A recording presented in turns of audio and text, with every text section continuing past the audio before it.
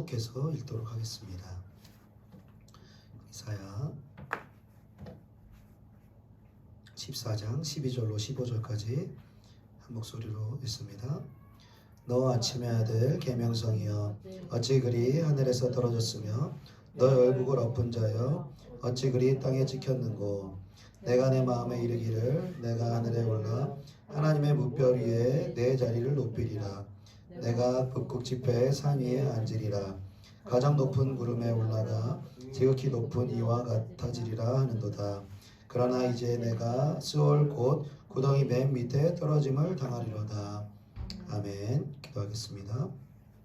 살아계신 주님, 한 주간 동안 우리의 삶을 신실하게 주님 지켜주시고 오늘 주님께 예배하는 자리에 나와서 하나님의 말씀을 나누게 하심을 진심으로 감사드립니다. 주님의 사랑하는 백성들 심령 위에 하나님 친히 말씀하여 주시옵소서. 사람의 어떠함을 나누는 것이 아니라 하나님의 지혜와 하나님의 방법과 하나님의 마음을 나누어 주시옵소서. 우리 영이 소성케 되어지며 하나님께로 더 가까이 나아가는 은혜의 시간, 생명의 시간 될 수 있도록 성령 하나님 주장하여 주시옵소서. 감사를 드리오며 예수님의 이름으로 기도드리옵나이다. 아멘.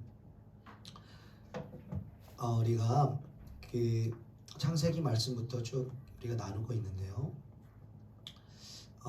오늘부터 또 몇 주간에 걸쳐서 우리가 이 사탄이라고 불리는 혹은 마귀라고 불리는 이 영적 존재에 대해서 여러분들과 함께 나누도록 하겠습니다. 우리가 신앙생활을 하고 또 성경을 믿는 자라면 이 마귀의 존재에 대해서, 사탄의 존재에 대해서 우리가 부정하는 이들은 없을 것입니다. 다 인정하고 사탄이 그렇게 역사하는구나, 죄를 짓게 하는구나 이렇게 생각을 하지만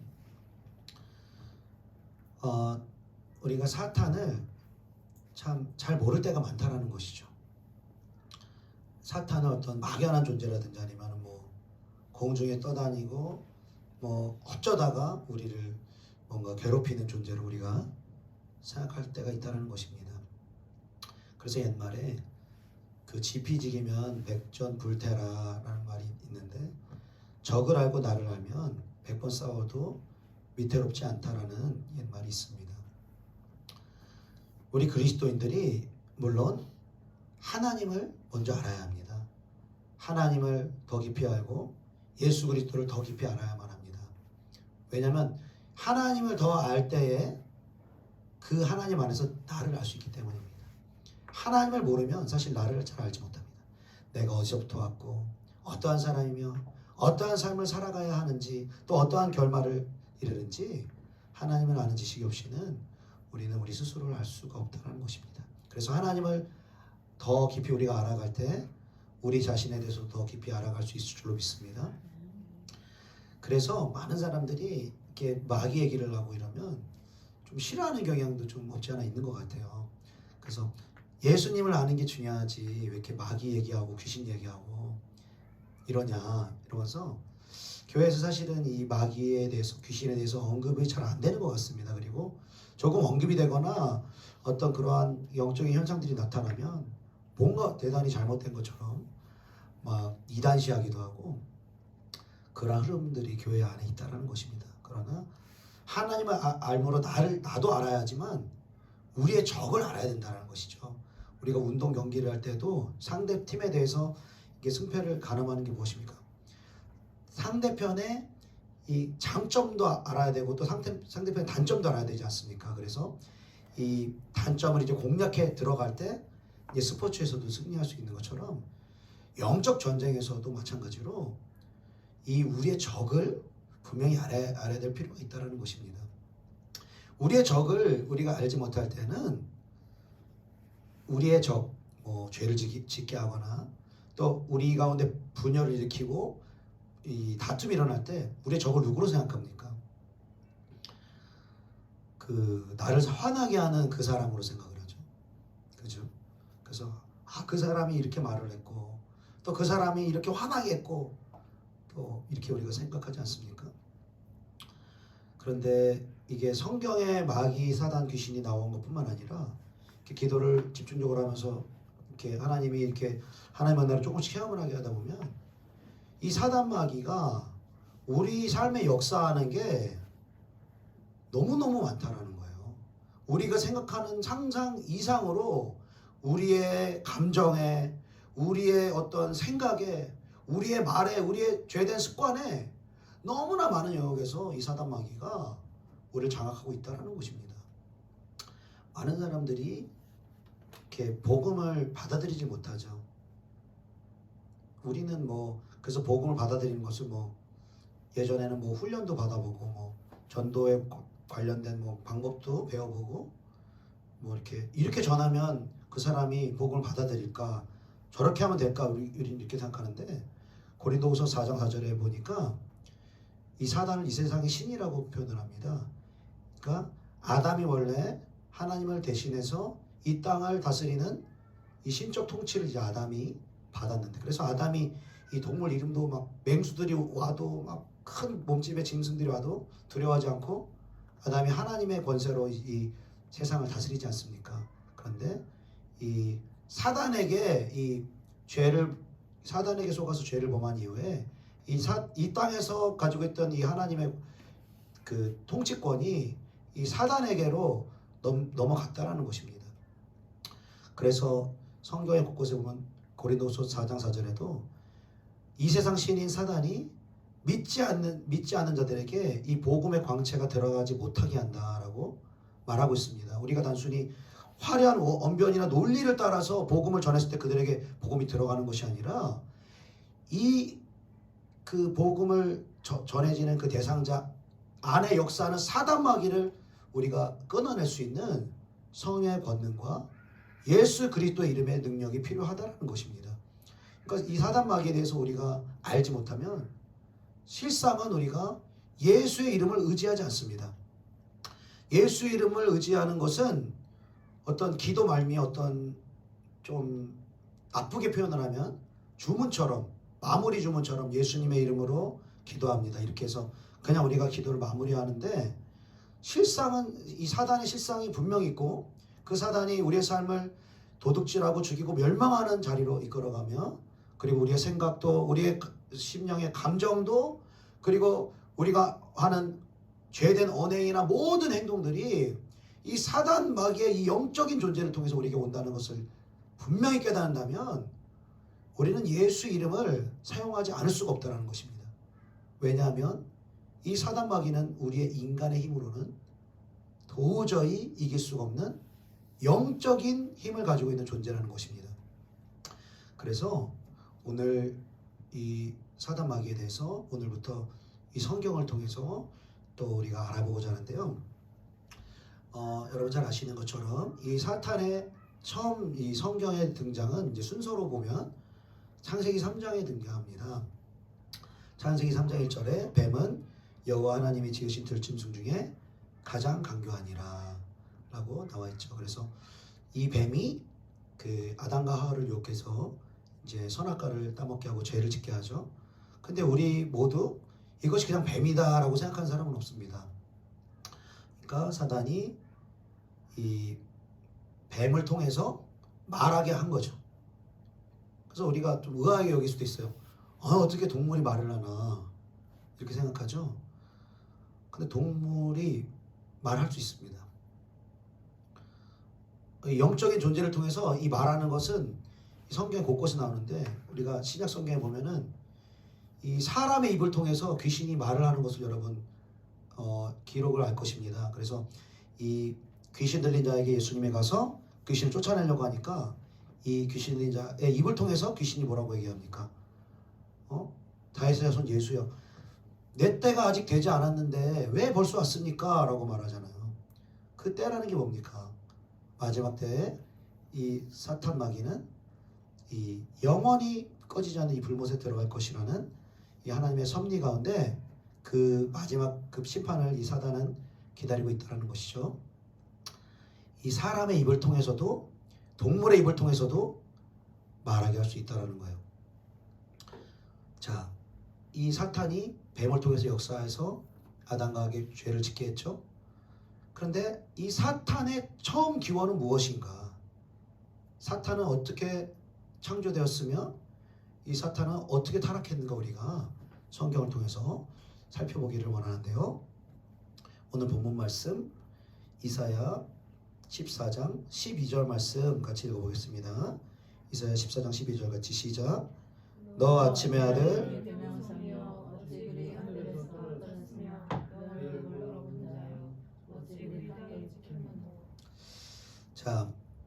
자 이사야 14장의 말씀은 우리가 처음부터 읽어보면은 바벨론에 대한 심판에 대한 말씀을 기록하고 있습니다.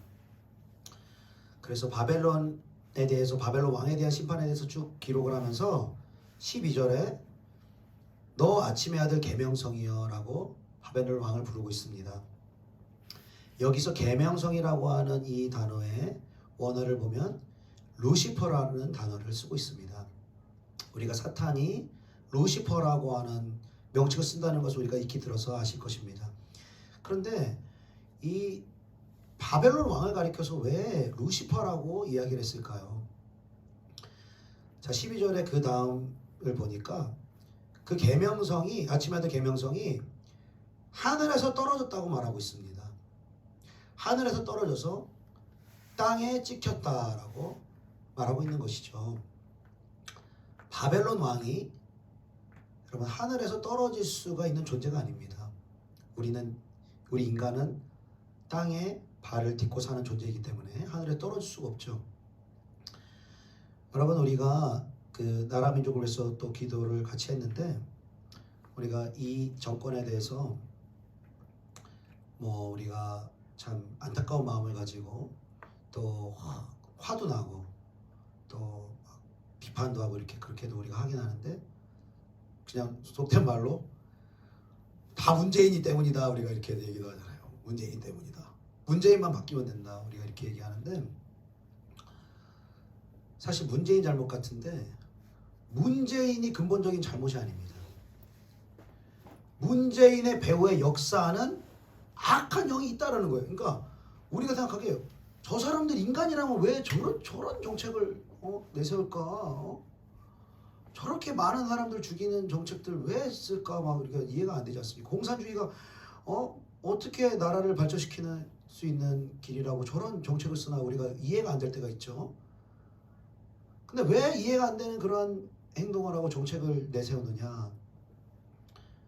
이 정치가들 대통령 배후에서 역사하는 악한 영, 이 사탄 마귀가 있다라는 것입니다.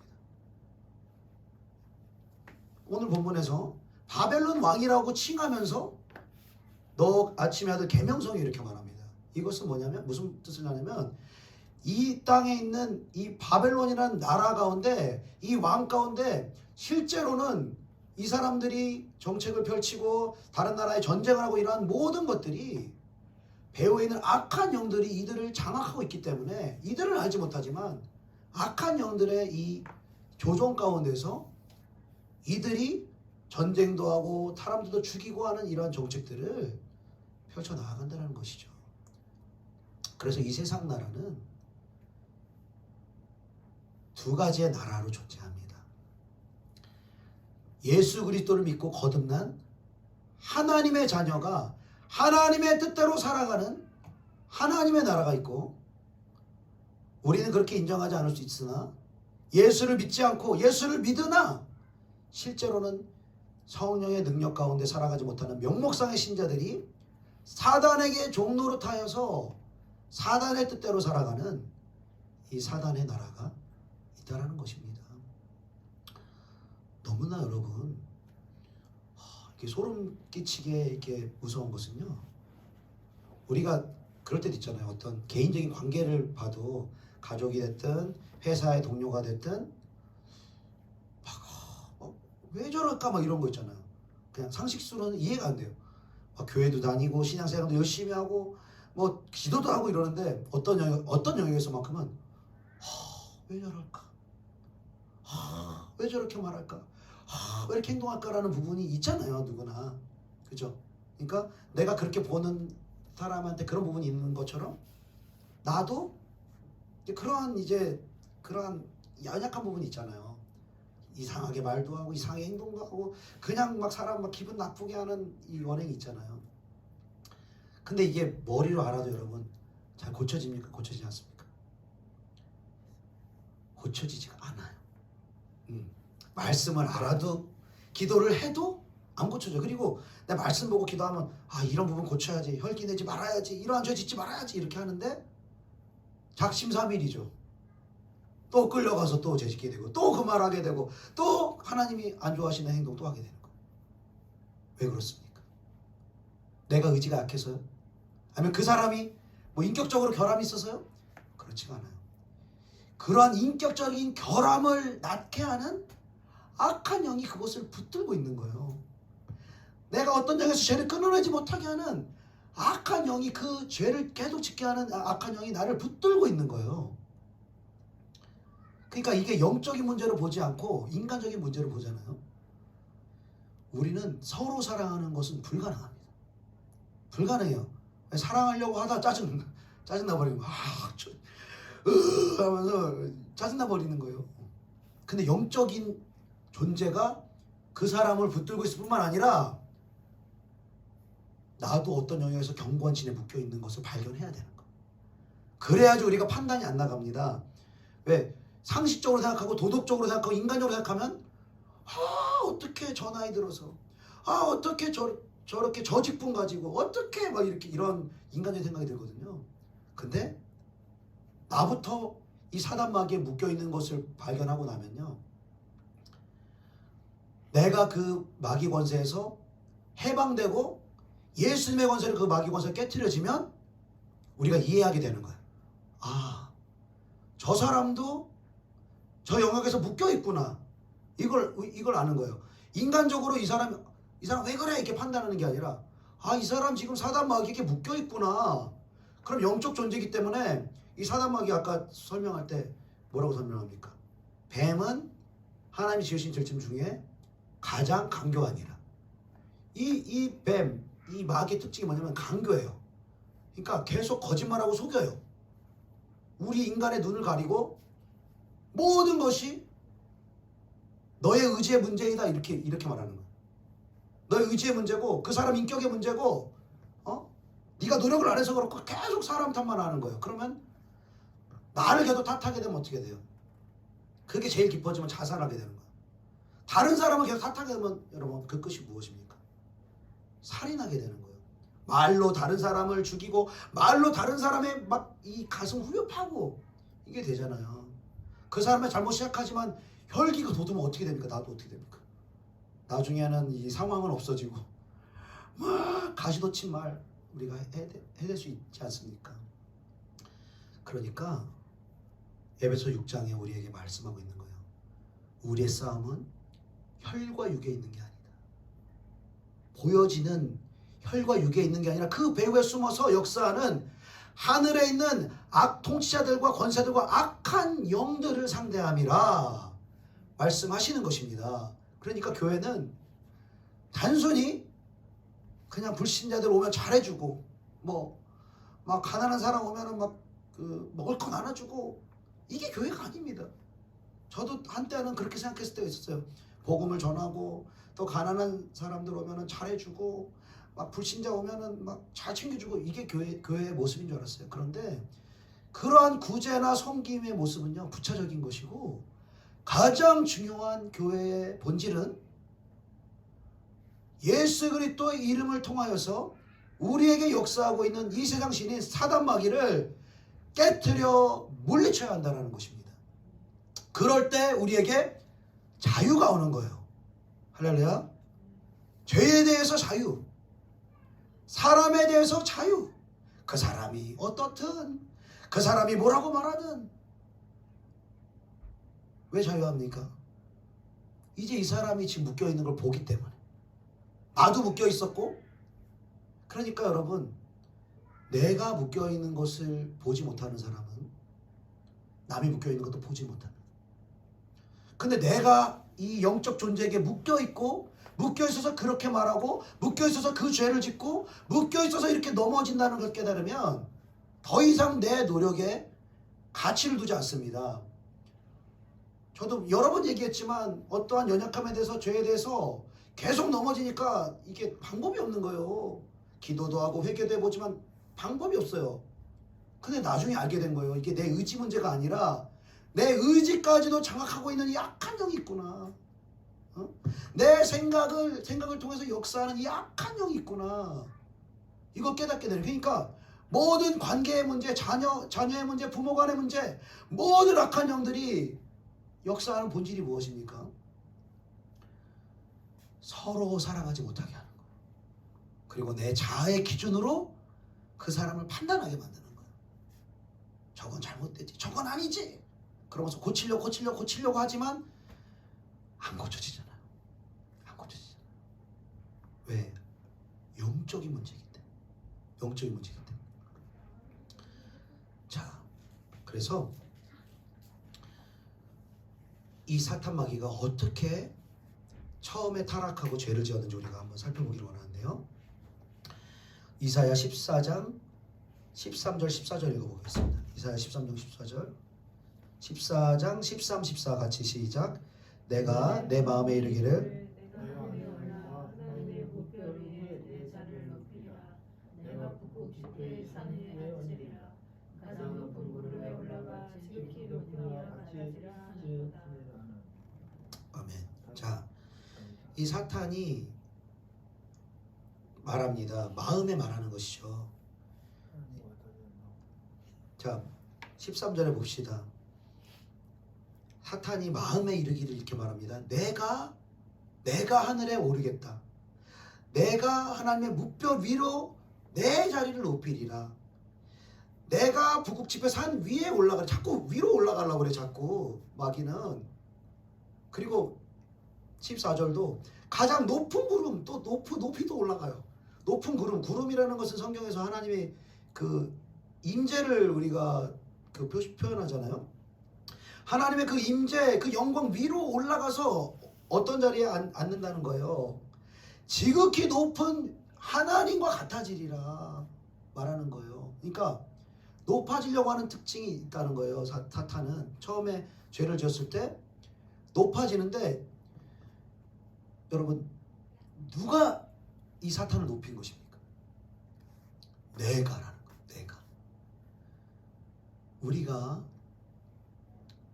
정말 하나님 은혜로 거듭나고 회개하고 그렇게 되면요, 우리의 언어 속에서 우리 언어가 바뀌는데요, 내가 뭐 했다라는 언어 안 나옵니다. 내가 잘했다, 내가 뭐 열심히 했다, 나한테 이런 장점이 있다, 이렇게 이런 표현이 안 나와요. 대신 어떤 표현이 나옵니까? 하나님 하셨습니다. 하나님이 나를 도와주셨습니다. 하나님이 나에게 지혜를 주셨습니다. 하나님이 나를 잘되게 하셨습니다. 하나님 높임 받아주시옵소서. 하나님을 높이는 언어가 나온다는 거예요. 근데 이 마귀는 뭡니까? 자기를 자꾸 높이는 거예요. 스스로 자기를 높이려고 하다가 멸망하고 말았다는 것입니다. 우리 이 사탄 마귀에 대한 다른 본문을 우리가 좀 살펴보기를 원합니다. 에스겔 28장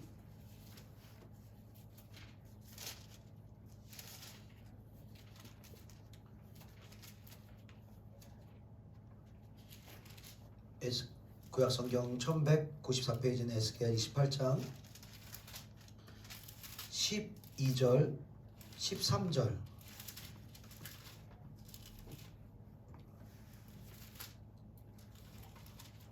에스겔 28장 12절로 13절 말씀. 에스겔 28장 12절 13절 같이 있습니다. 시작. 인자야, 두로 왕을 위하여 슬픈 노래를 지어 그에게 이르기를, 주 여호와의 말씀에 너는 완전한 도장이었고 죄가 충족하며 온전히 아름다웠도다.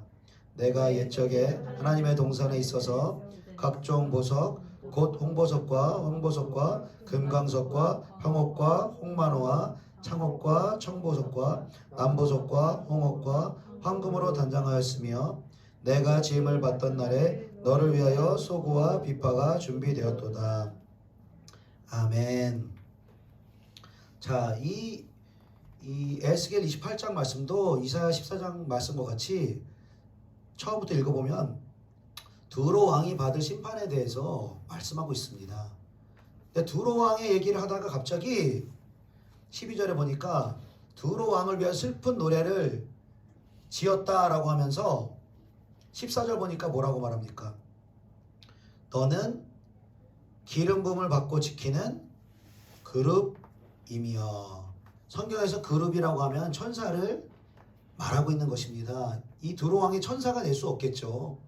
그래서 여기에서 말하는 것은 두로 왕이 아니고 하나님이 처음에 천사로 창조하신 루시퍼를 말하고 있는 것입니다. 그런데 12절 보니까 루시퍼가 처음에 하나님이 창조하셨을 때 너는 완전한 도장이었고 지혜가 충족하고 온전히 아름다웠도다 라고 말씀하시면서 옛적 에덴에, 하늘에 있는 에덴 동산에 각종 보석들로 이 루시퍼가 아름답게 단장이 되었다라고 말하고 있습니다. 그리고 그 다음에 내가 지음을 받던 날에 너를 위하여 소고와 비파가 준비되었다라고 말하고 있습니다. 여러분, 여기서 나온 소고는 이 원어를 보니까 토프라는 단어인데 타악기를 의미하고 있습니다. 드럼이나 북 같은 타악기를 의미하고, 비파라는 단어는 원어로 보니까 네케브라고 하는 단어를 씁니다. 그래서 이 비파라는 단어는 관악기를 의미하는 것입니다. 트럼펫, 나팔, 색소폰 이런 관악기를 의미하는 것이죠. 그래서 많은 성경학자들이 이 소고와 비파, 이 음악과 찬양을 담당하는 이 천국에서의 찬양 인도자, 예배 인도자라고 이렇게 성경을 해석하는 것입니다. 여러분, 이 사탄 마귀가 처음에 타락하기 전에 많은 보석으로 아름다움을 뽐냈습니다. 그런데 이 사탄 마귀가 가장 아름다운 순간이 언제였을까요? 그것은 바로 모든 천군 천사들을 대표해서 하나님을 찬양하는 예배 인도자로 있을 때 이 루시퍼는 가장 빛나고 아름다웠다라는 것입니다. 여러분, 이 단위에서 예배를 인도한다는 것, 찬양 인도하고 또 설교를 할 수 있다는 것은 하나님의 놀라운 특권인 것입니다.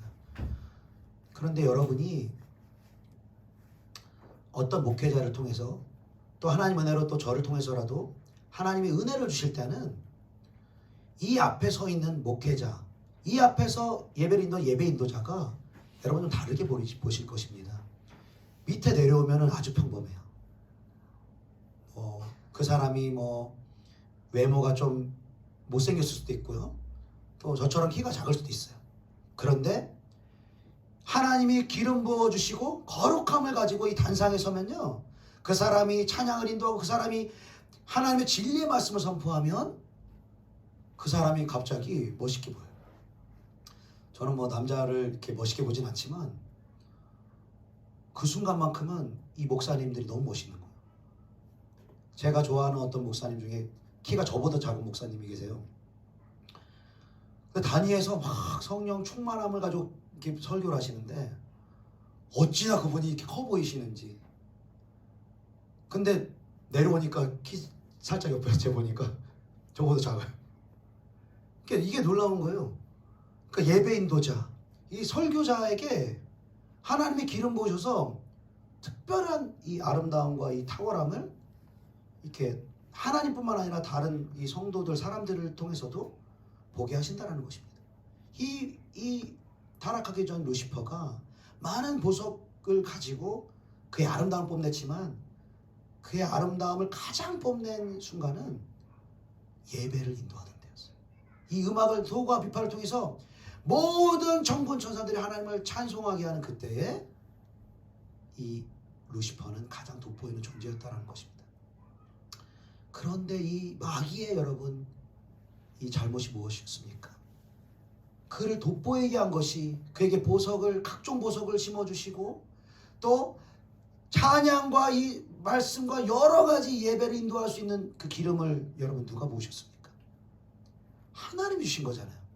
하나님이 공짜로 은혜로 주신 거잖아요. 그런데 그의 마음이 높아지고 교만하여졌다라는 것입니다. 우리 17절 말씀 읽어보겠습니다. 17절. 에스겔 28장 17절 같이 읽어보겠습니다. 시작. 내가 아름다움으로 마음이 교만하였으며 내가 영화로움으로 내 지혜를 주었으며 내가 너를 땅에 던져 너를 앞에 두어 그들의 영혼을 가게 하였도다. 아멘. 자, 사탄이 너무너무 아름다워지고 이렇게 돋보여지는 이것을 통해서 겸손하게 하나님을 높이고 하나님께 모든 영광을 돌린 것이 아니라 조금씩 그 영광을 자기가 취함으로 말미암아 마음이 교만해지고 하나님의 높은 자리까지 올라가겠다라는 이 마음을 먹게 된 것입니다. 그리고 하나님은 이 마귀의 범죄를 용인하지 않으시고 이 땅으로 하늘에서 셋째 하늘인 이 천국에서 이 땅으로 사탄 마귀를 쫓아내셨다라는 것입니다. 그리고 이 마귀를 따르는 수많은 천사들을 같이 이 하늘에서 내쫓긴 바 되어지고 그 수많은 천사들이 지금 활동하는 귀신들로 역사를 하게 되었다라는 것입니다. 여러분, 이 마귀가 처음 죄를 짓고 타락한 근본적인 죄가 무엇이었습니까? 교만이었다는 거예요. 교만. 우리는 교만이라는 죄를 크게 보지 않을 때가 있습니다. 어쩌면 살인죄보다는 교만이 차라리 낫지. 그리고 간음죄를 지은 것보다는 교만이 낫지. 그러면서 어떤 눈에 보기에 큰 죄를 더 큰 죄라고 생각을 합니다. 그런데 하나님 편에서 볼 때는 그렇지가 않습니다. 살인죄도 간음죄도 왜 교만보다 크지 않느냐? 이 살인죄를 짓고 간음죄를 짓고 눈에 보기에 드러나는 죄를 지은 사람들은요, 남도 자기를 죄인이라고 생각하지만 자기도 그 죄에 대한 자각 증상이 보편적으로 있습니다. 내가 이렇게 죄를 지었구나. 내가 이렇게 살면 안 되는데, 내가 이렇게 죄 짓고 살면 안 되는데 라는 어떤 죄책감들이 있다라는 거예요. 양심의 가책이 있다라는 거예요. 그래서 이 영혼은 자기가 그 죄에서 노임받기를 원하고 구원받기를 원하기 때문에 자기도 모르게 이 영혼 안에서 구원자를 찾는 거예요. 나를 이 죄에서 구원하여 주시옵소서. 나를 이 죄에 대한 고통과 심판에서 구원하여 주시옵소서. 이 영혼의 이 목마름으로 구원자를 찾게 되어 있다는 것입니다. 그리고 그렇게 겸손하게 자기의 죄를 깨닫고 인정하는 자에게 하나님의 은총이 임하여서 그 죄를 깨닫고 회개할 기회가 주어진다는 것입니다. 그런데 교만의 죄가 왜 그러한 표면적으로 드러나는 죄보다 크냐? 이 교만이라는 것은 자각 증상을 일으키기가 너무나 어렵다는 거예요. 너무나 큰 병에 걸려 있으면서도 우리가 이 병에 대한 자각 증상이 없을 수가 있지 않습니까? 교만이라는 것이 마치 그렇다는 것입니다. 그래서 신약 성경에 창기나 세리나 그 표면적으로 드러나는 그 죄를 지은 사람들에게는 예수님이 막 험한 말 하지 않습니다. 그들을 고쳐주고 또 그들을 회개할 기회를 주시는 것이죠. 그런데 특별히 종교 지도자들, 바리새인과 서기관 또 율법사들에게는 너무너무 심한 얘기를 하십니다. 뱀들아, 독사의 새끼들아, 이렇게 말합니다. 그러니까 무슨 말입니까? 사탄의 자식이라는 거예요. 사탄의 자식. 너희가 회개하지 않으면 지옥 판결을 면할 수가 없다라고 그들에게 말하는 것입니다.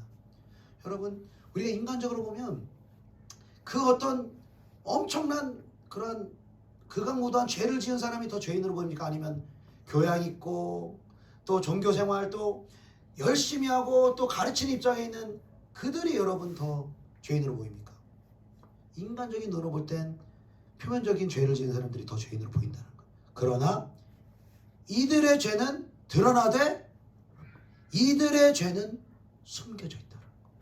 사단도 뭐라고 합니까? 마음에 이르기를 마음속으로는 교만하고 마음속으로는 하나님을 대적하고 마음속으로는 내가 주인 된 삶, 내가 하나님 된 삶을 살면서도 입술로는 하나님이 하셨습니다. 또 하나님께 영광 돌립니다. 입으로는 고백하지만 마음으로는 뭐예요? 내가 했잖아. 나 때문에 그렇게 됐잖아. 그러면서 은근히 자기를 높이는 마음. 이 마음에 숨은 교만의 마음이 더 무섭다라는 것입니다.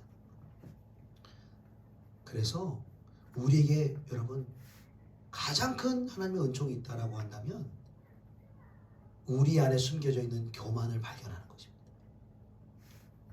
우리가 정도의 차이는 있지만 우리는 우리 서로 바라보면서 그렇게 생각할 수도 있어요. 누구누구 겸손하십니다. 겸손하십니다. 우리 서로 인정할 수 있지만 하나님의 빛 앞으로 우리 나가면요, 그럼 우리 다 교만한 자입니다. 다 교만한 자입니다. 그리고 하나님의 빛이 우리 양심을 비춰주고 우리의 본 모습을 깨닫게 하실 때 우리는 눈물로 통회하며 회개할 수밖에 없는 것입니다. 주님, 내가 교만한 자입니다. 나는 하나님 없이 살아간 자입니다. 나는 표면적으로는 도덕적이고 선한 삶을 살아가는 것처럼 보이지만 남을 가르치는 위치에 있지만 실제적인 내 마음의 주인은 나였습니다. 하나님께 영광 돌리기보단 나의 행동과 나의 노력에 영광을 돌렸습니다. 그렇게 교만을 깨닫게 되는 것, 이것이 하나님의 놀라운 은총이라는 것이죠. 그래서 잠언 말씀에는 교만은 패망의 선봉이요 거만한 마음은 넘어짐의 앞잡이니라 라고 말하고 있습니다.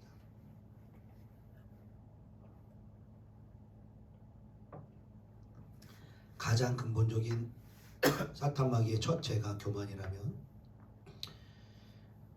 마귀가 이 세상에 있는 불신자들 그리고 특별히 신자들 안에 숨겨주려는 근본적인 죄가 무엇이겠습니까? 교만의 죄라는 거예요. 여러분, 교회가 왜 분열합니까?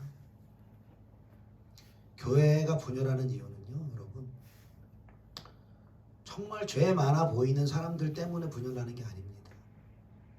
정말 의로워 보이는 사람들 때문에, 스스로 옳다라고 여기고 스스로 나 정도면 괜찮다라고 여기고, 그리고 나의 뜻대로 따르지 않는 것을 불만스럽게 생각하고 남을 판단하는 자들을 통해서, 의로워 보이고 가르치는 위치에 있는 그들을 통해서, 교만한 자들을 통해서 교회는 분열된다는 것입니다. 그래서 사단 마귀가 우리를 근본적으로 넘어뜨리려는 죄가 교만이라면, 그 교만이라는 죄에서 벗어날 수 있는 유일한 길은 겸손의 옷을 입는 것밖에 없다라는 것입니다. 우리가 간절히 그 겸손의 옷이 우리에게 입혀지도록 기도해야 된다는 거예요. 우리도 알지 못하게 남을 판단하고 남을 정죄하고 나보다 다른 사람이 훨씬 더 못하다고 여겨진다면 여러분, 겸손의 영을 구해야 한다는 것입니다. 하나님의 빛 앞으로 들어가면 그 빛 속에서 나를 바라보게 된다면 우리는 사도 바울과 같은 고백을 할 수밖에 없는 것입니다. 내가 죄인 중에 괴수입니다. 내가 이만큼 기도할 수 있는 것은, 내가 이만큼 직분을 지키고 있을 수 있는 것은, 내가 이만큼 헌금 드리고 봉사하고 예배할 수 있는 것은 나에게서부터 온 것이 아니오 오직 하나님의 은혜로 말미암아 있는 것입니다. 나를 긍휼히 여기시는 하나님의 은혜입니다. 그 은혜가 부어질 때 우리는 다른 이들을 판단하지 않습니다. 그리고 다른 사람들을 묶고 있는 악한 영들을 보며 그들을 위해서 충부하며 눈물 흘릴 수 있는 아버지의 마음이 우리에게 부어진다는 것입니다. 베드로전서 5장 5절부터 6절에 우리에게 이렇게 말씀하십니다. 하나님은 교만한 자를 대적하시되 겸손한 자들에게는 은혜를 주시느니라. 그런즉 하나님의 능하신 손 아래에서 겸손하라. 때가 되면 너희를 높이시리라. 사랑하는 여러분, 우리는 우리 스스로 높아지려고 하는 행동을 멈춰야 하는 것입니다. 나 스스로 누군가 인정을 받으려고 하는 그 행위와 말에 대해서 멈추고 우리는 하나님 앞에 인정을 받아야 된다는 거예요. 하나님이 우리를 높이실 때까지 우리는 계속해서 마귀처럼 높아지고 높은 자리를 꿈꾸는 것이 아니라 낮아지는 자리, 겸손한 자리, 아무도 알아주지 않는 그 자리로 내려가서 하나님께 복종하고 헌신해야 한다는 것입니다. 이 겸손을 우리가 예수 그리스도를 통해서 알아볼 수가 있는 것입니다. 너희 안에 이 마음을 품어라. 곧 그리스도 예수의 마음이니 그는 근본 하나님의 본체시나 하나님과 동등됨을 취할 것으로 여기지 아니하시고 오히려 자기를 비워 종의 형체를 가지시고 사람같이 되셨고 죽기까지 복종하셨으니 곧 십자가에 죽으심이라.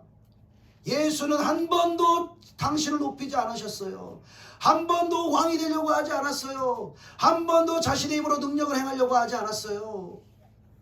늘 하나님의 음성에 귀 기울이고 하나님의 뜻을 묻고 하나님이 말씀한 대로 순복하고 낮아지고 낮아지는 삶을 사셨습니다.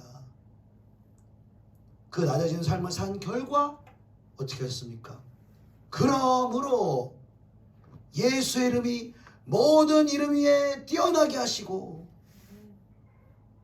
자신의 노력으로 뛰어나게 하신 것이 아니라 하나님 앞에서 낮아질 때, 하나님 앞에서 겸손할 때, 때가 되었을 때 하나님이 높이시는 것입니다.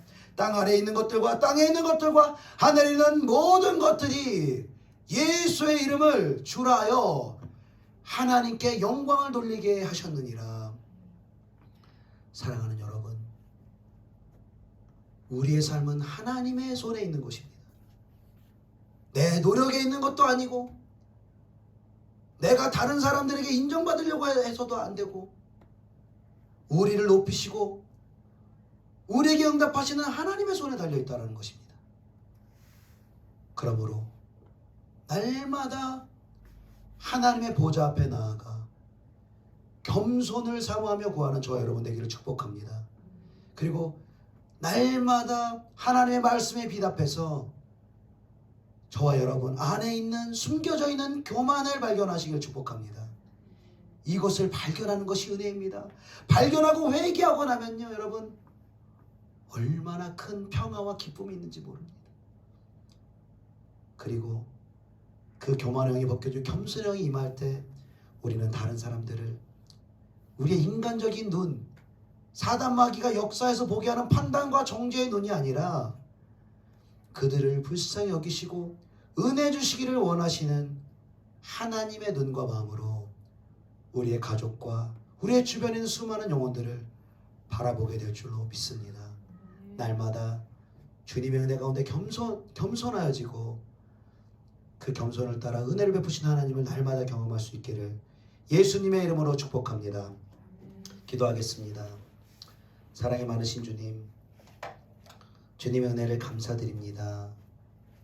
하나님의 은혜가 없이는, 하나님의 긍휼이 없이는 우리가 이 자리에 있을 수 없고 우리가 기도할 수가 없고 우리가 누리고 있는 이 모든 것들을 누릴 수 없는 것인데, 때때로 아버지 내가 높아져서 하나님을 제외하고 나에게 공을 돌리고 또 나의 노력과 의지와 계획과 모든 나의 행위에 아버지 공로를 둘 수 있는 아버지 우리의 모습을 주님께 고백드립니다. 주님, 사단 마귀와 같이 아버지 교만해서 아버지 주님을 떠나는 자가 아니라 아버지 땅에 쫓김 받는 자가 아니라 우리는 오히려 교만을 버리고 겸손해져서 이 땅에 발을 딛고 있지만 오히려 우리의 영은 하늘로 날마다 가까이 나아갈 수 있도록 우리에게 은총을 베풀어 주시고 겸손의 영을 부어 주시옵소서.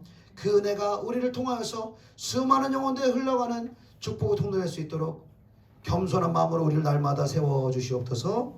그렇게 행하실 주님께 감사드리오며 예수님의 이름으로 기도드리옵나이다. 아멘. 우리 헌금 찬양으로 나의 모습 나의 소유 찬양하시겠습니다.